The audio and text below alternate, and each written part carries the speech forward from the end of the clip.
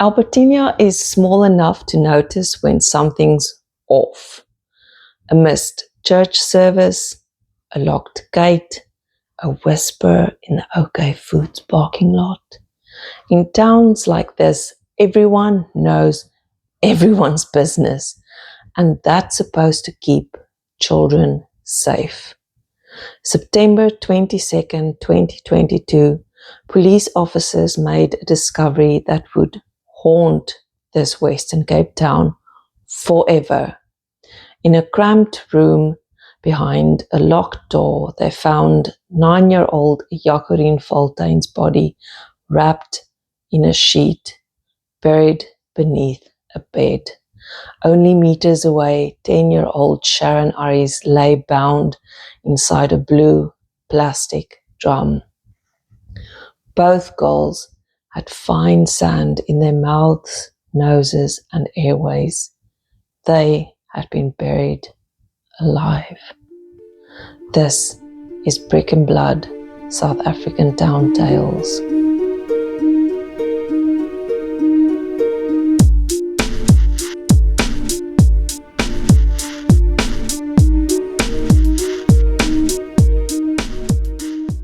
September 21st, 2022 started like any other afternoon in Albertinia.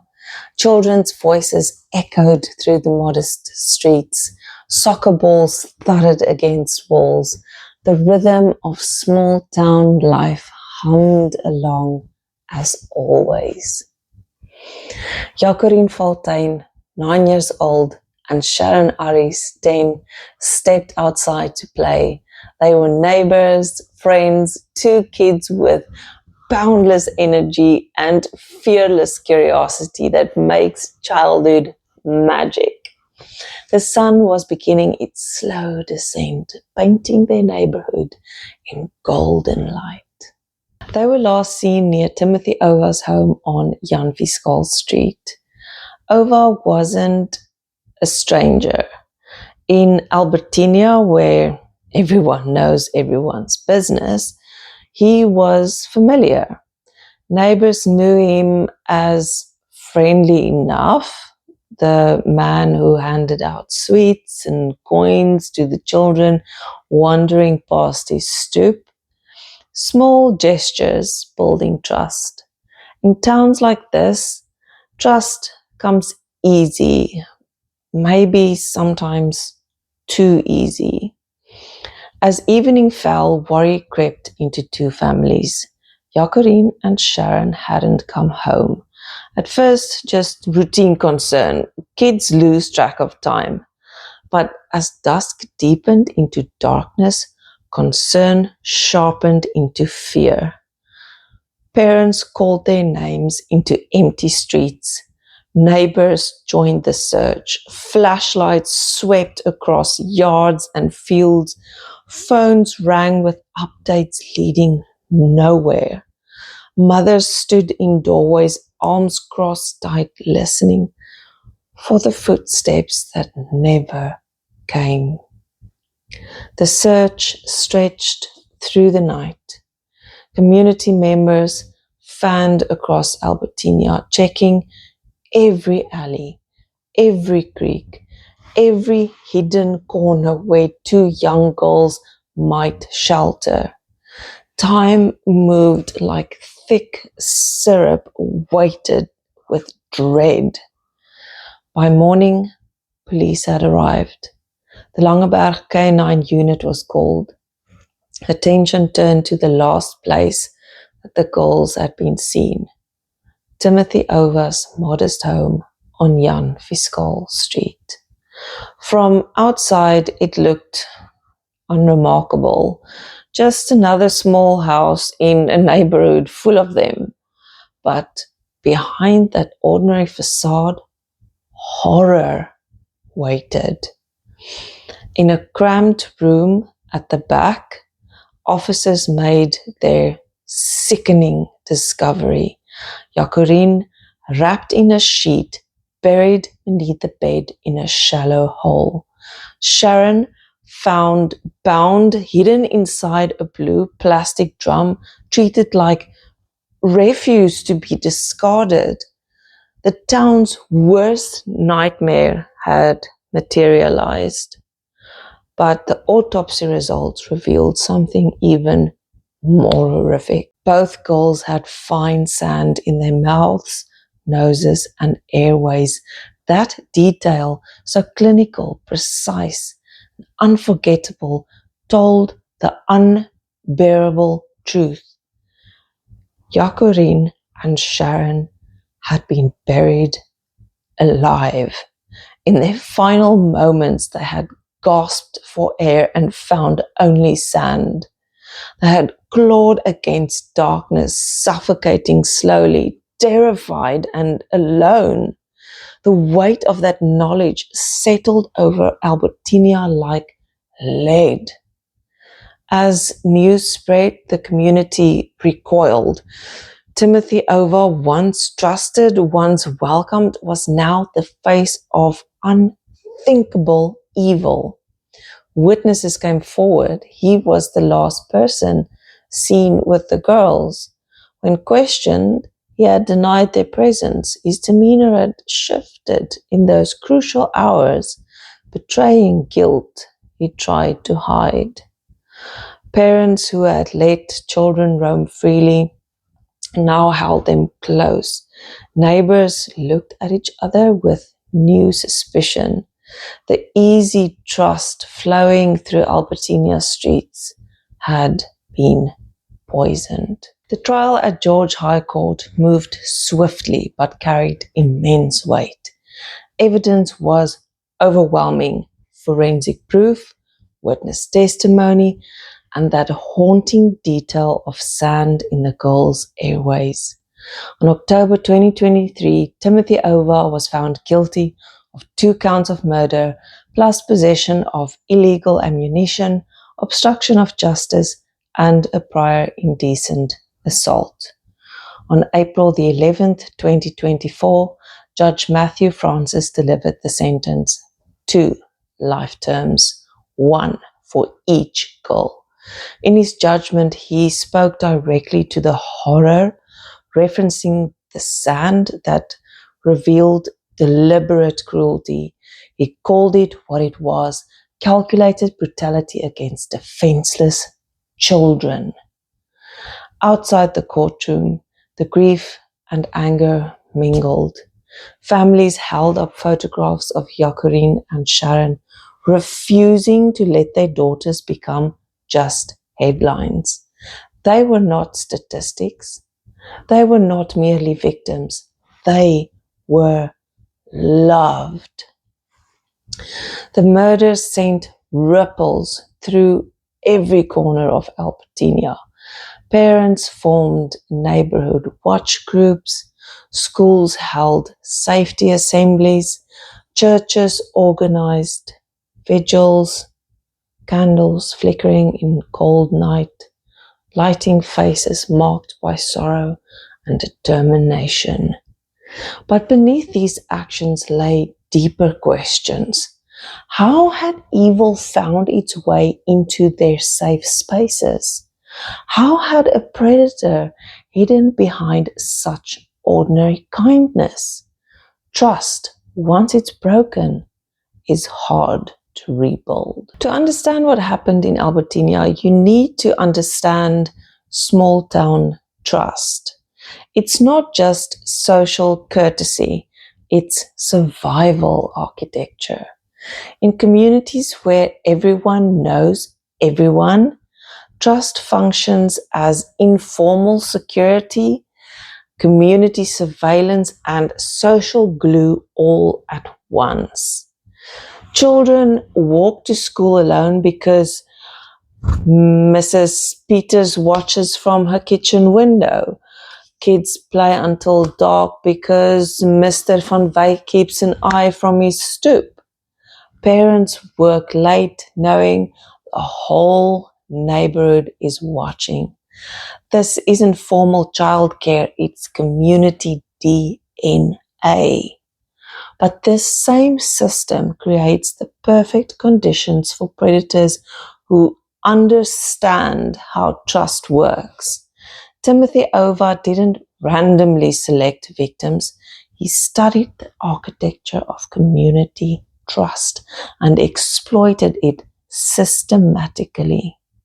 The sweets and coins weren't kindness, they were investment. Each small gesture built his reputation as friendly neighbor. Each interaction normalized his presence around children. In small towns, reputation is currency, and he spent years accumulating social capital he would later cash in for access to victims. Over understood something crucial. Small town trust operates on familiarity, not verification. Because everyone knew him, his access to children went unquestioned. Parents who might scrutinize strangers gave him the benefit of the doubt based purely on recognition. The location matters too. Jan Fiscal Street wasn't isolated, it was integrated into the community fabric. Houses close together, neighbors within earshot, constant foot traffic. Paradoxically, this visibility became camouflage. Who suspects evil in broad daylight, surrounded by watchful neighbors? The burial method reveals Ova's understanding of small town investigation patterns as well.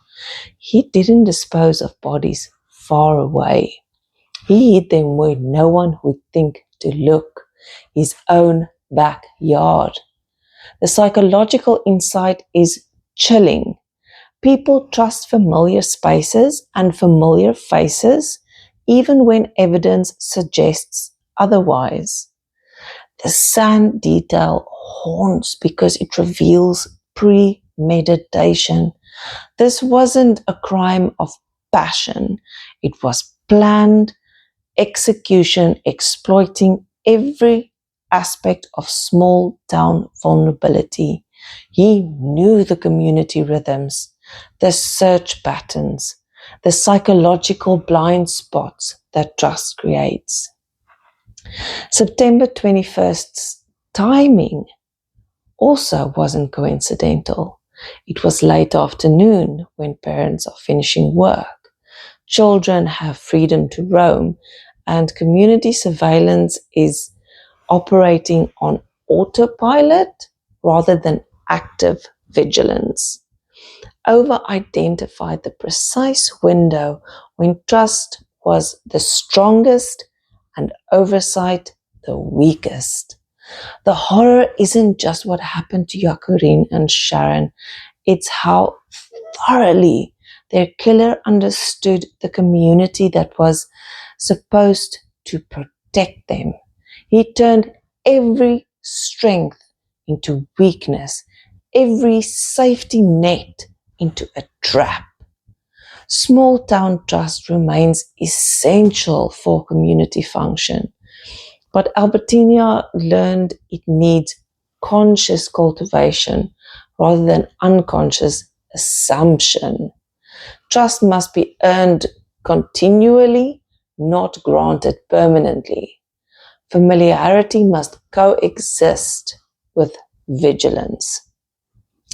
The tragedy didn't destroy Albertinia's capacity for trust, it just made that trust more deliberate, more protective, more aware of its own vulnerabilities. Jacorien Fontaine and Sharon Aris died because small town architecture created the perfect conditions for predatory behavior. Their deaths reveal how built environments can enable the very crimes they're supposed to prevent. Small town architectural design operates on assumptions that no longer hold true. Streets laid out for community connection create predictable movement patterns that predators can study. Houses positioned for neighborly interactions provide multiple observation points for criminal surveillance. The physical proximity that should enhance safety instead offers detailed intelligence about family routines and child behavior. Timothy Ova's house on Jan Fiscal Street wasn't randomly chosen, it was architecturally positioned for predation, close enough to community life to seem integrated, but with enough privacy for criminal activity. The building's layout, rooms at the back, separated from street view, created concealment space that suburban or urban architecture might not provide. The burial locations reveal how predators understand domestic architecture better than residents do. A shallow hole beneath a bed, a body in a plastic drum. These weren't panic decisions, they were architectural calculations. Ova knew which spaces in his house remained unexamined by casual visitors, which areas could conceal evidence, how room layouts could hide horror. Small town building patterns create what architects call defensible space, areas residents can naturally monitor and control. But the same design principles that enable community watching also enables criminal studying. Every architectural feature that makes neighborhoods feel safe and connected also provides tactical information for those planning violence. The architectural lesson from Albertinia isn't to destroy small town intimacy, but to design it more consciously. Strategic sightlines that enhance surveillance without feeling invasive. Building layouts that maintain privacy while eliminating concealment opportunities for predators. Community spaces positioned to encourage natural oversight of vulnerable areas. Their deaths prove that architecture isn't neutral. It actively shapes criminal opportunity. Every building decision, every street layout, every spatial relationship either enables violence or constrains it. Jacorien and Sharon's memory demands that we build communities where trust can coexist with protection, where openness doesn't mean vulnerability. Albertinia carries its scars now in careful parental watching, in extra door locks, in neighborly greetings still warm but more watchful. Two young girls trusted the wrong person, and their community learned that evil can hide behind ordinary kindness. But from that darkness came fierce determination to protect what matters most, our children. If this story moved you or made you think, please follow Brick and Blood on your favorite podcast app. And if you're watching on YouTube, please like, subscribe, leave a comment, share this episode. Your support helps keep these forgotten stories alive. Until the next time, walk softly, listen deeply, and remember, every wall has a story.